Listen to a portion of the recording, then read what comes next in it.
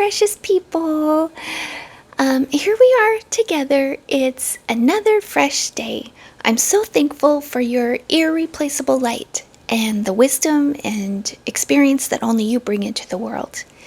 Today is a gift filled with opportunity to learn and grow. So just remember, you are still learning and growing. So give yourself a break today. Learn something new. Forgive yourself. Move forward. So let's check in with each other. Grab your nearest drink. My second nearest drink is now my little brain juice that I drink. It's creatine and some sort of brain supplement in it.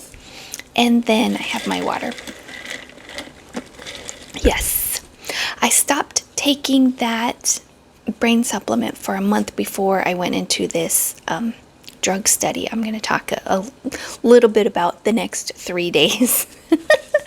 So let's go ahead and take a deep breath. Let's do our body scan. I really need this today, honestly. Okay, you ready? You're going to do it with me? Okay.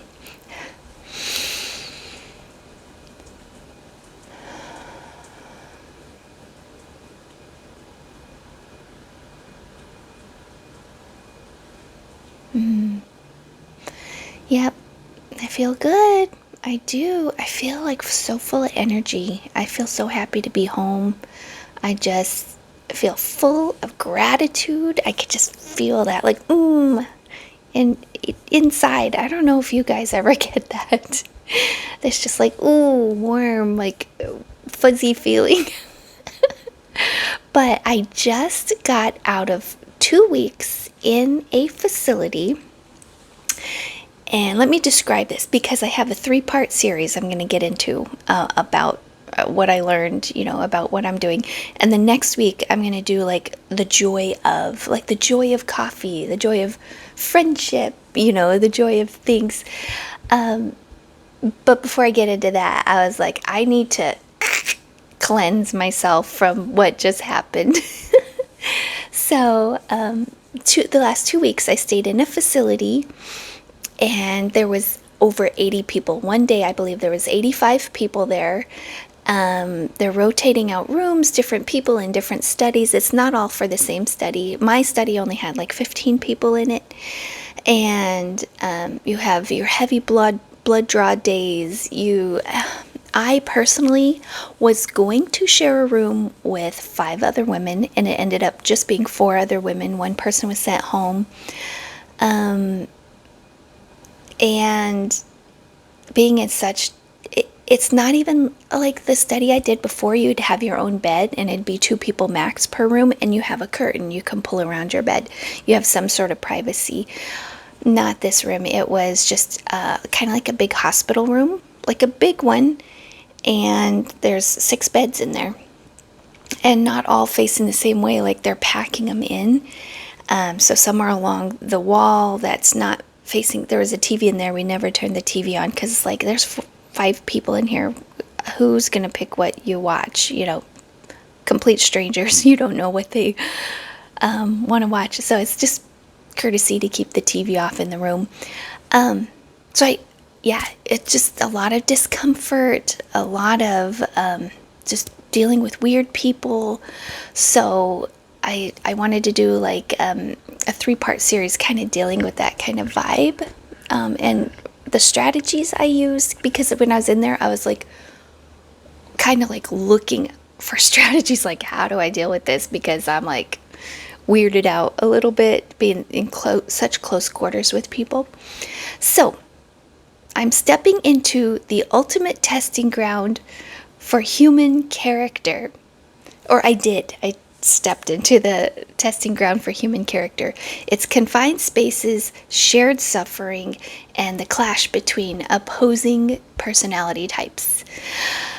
I completed a 2-week stretch in a high-density pharmaceutical study facility, 80 plus participants, shared dorms, varying degrees of physical illness, from this weight loss study drug, a complete lack of environmental control.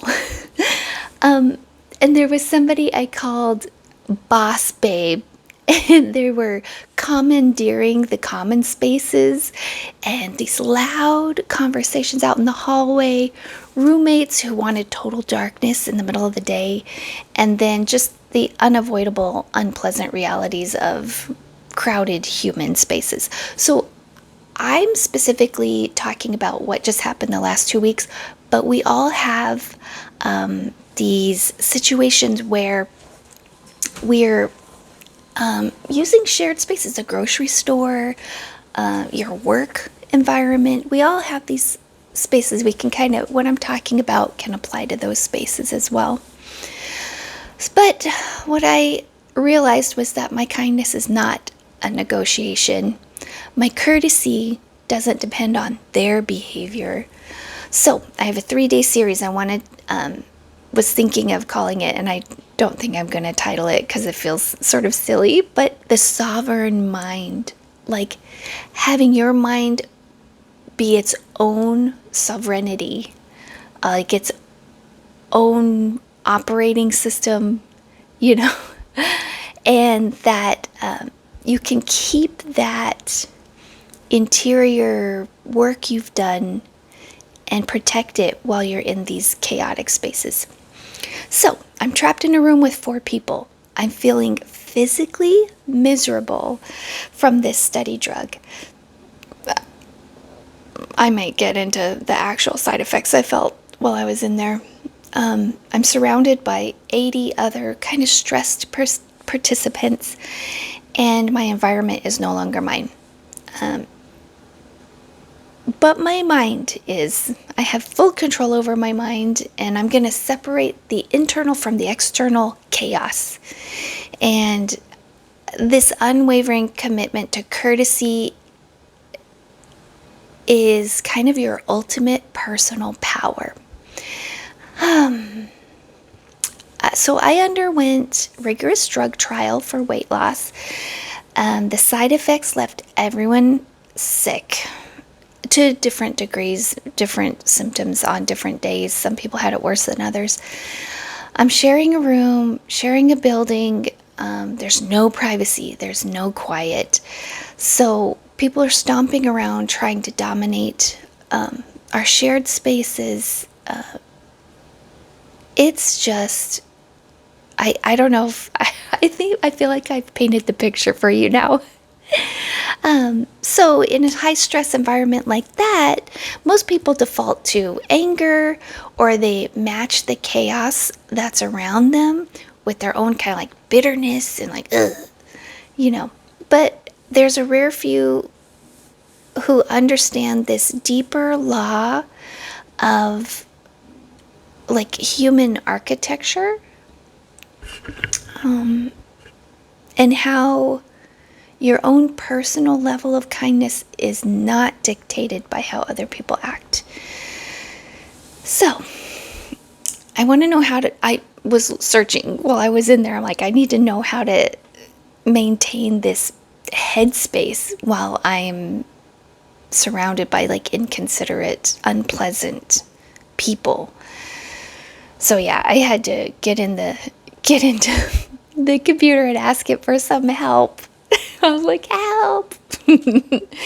So the psychology behind it, what I found out here, is when humans are crowded together, like I said, at the store, at the theme park, at work, your school classroom, the common spaces at your college campus, especially when you are physically ill or uncomfortable, a psychological phenomenon happens. It's called emotional contagion.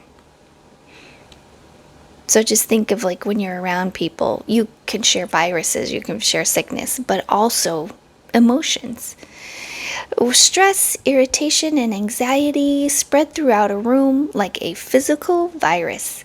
If someone is complaining loudly to the medical staff, your mirror neurons will naturally want to mimic that. So I was in a room where people were complaining, like, I don't like that nurse. Well, there's a lot of people that I was in the study with who do this for a living, and they go from study to study to study and have been in this facility for decades. There's one lady I met who has been doing this for 20 years. So they know even the old staff members that are not there anymore. So they have opinions, and they're expressing their opinions. And I could easily just absorb those opinions. It was my first time at this place. So, but I didn't want to do that. I didn't want that emotional contagion to infect me. So to survive this emotional contagion without losing my peace, I had to possess an extreme internal locus of control. And I don't know if you know, about 2 months ago, I was harping on this basically. I was like almost every episode, I was like that internal locus of control, that what you have control over is like right here. So the psychological belief that you're responsible for your own emotional state, regardless of any external circumstances. When I chose to remain pleasant and courteous and patient with the facility staff, when everyone else was, nurses take a lot of abuse, they just do. And in these studies, people are being paid to be there. This is like a job, so you act professional. But some people were just in this headspace where they couldn't contain it. So in these situations, you're not just being nice. You're maintaining that locus of control. You're demonstrating the psychological dominance over your environment and proving that your character, it's an anchor, and the environment's just tossing you around like a buoy, but you will not be moved. So you're able to keep your peace. These 2 weeks, it was like every day I'm flexing these like peace muscles just to protect myself. So I had 3 tools that I was trying to use almost every day. They protected my headspace. When a lady I called Boss Babe is taking over this common area, or like my roommate demanded total darkness. So I'm building this internal castle, and I do talk about the architecture and building things in your life and creating something you like. So I'm creating this, what I like, regardless of who I'm rubbing shoulders with. So I depersonalized the noise. When the group was talking loudly outside my door, our brains naturally get angry because we can interpret it as a lack of respect. But you can reframe it and be like, if they're not trying to disrespect me, they're just operating on a different baseline volume.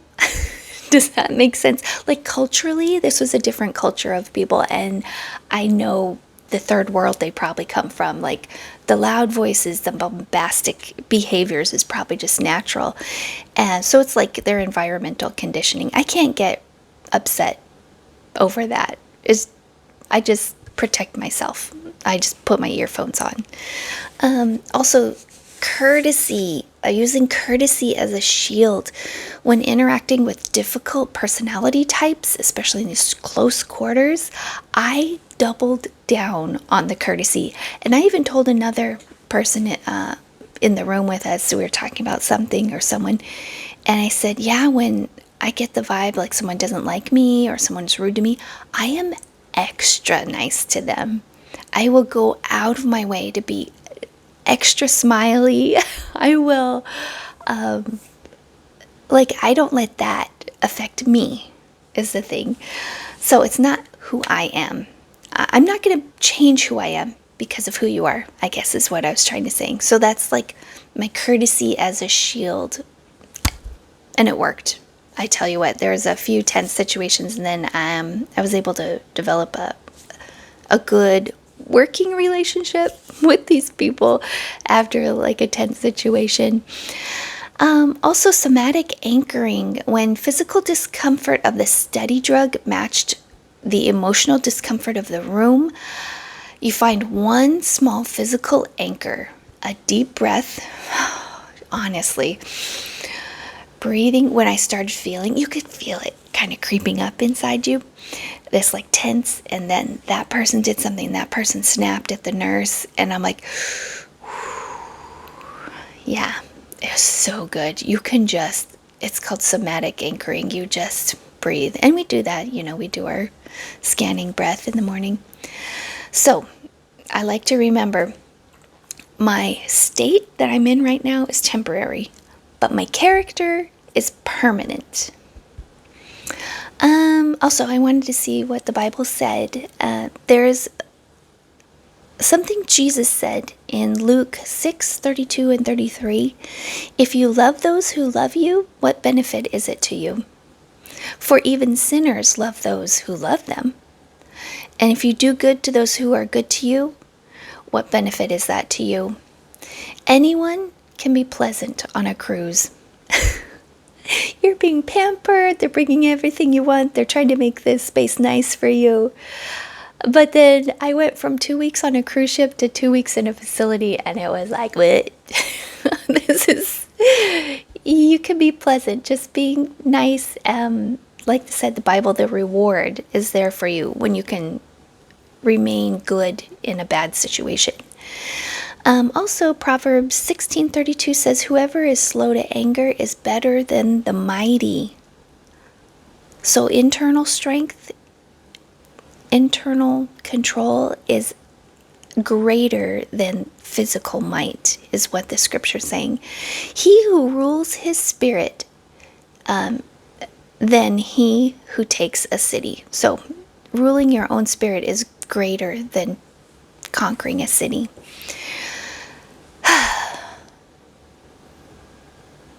Thank you. Yes. Thank you, self, for being able to make it through. I am the ruler of my own mind. I was able to keep my dignity, keep myself intact. So the takeaway I had was, if I can survive this high density clinical trial with my dignity, my kindness, and my smile intact, there's very little this outside world can do to shake me. I love that I got to experience this the last 2 weeks. I stress tested my emotional software, and it withstood the test. I am uncompromised. I did not let it down or let people get to me. Or the situation, or the stress, the social contagion, like I said. So, I'm giving myself homework today, even, and you can do this too if you choose. Sorry. Find the most annoying element of your current environment.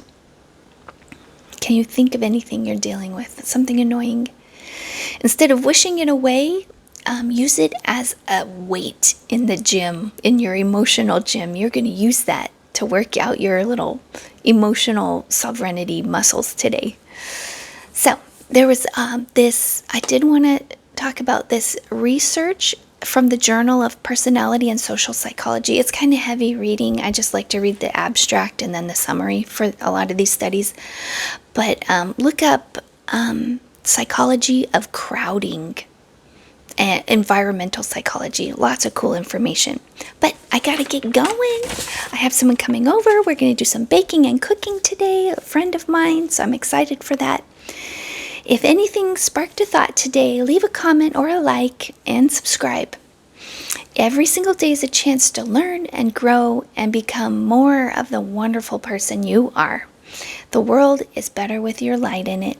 So thanks for sharing time with me. I will be here tomorrow, but until then, you have a beautiful day. And just remember, you're the Lord's precious ones.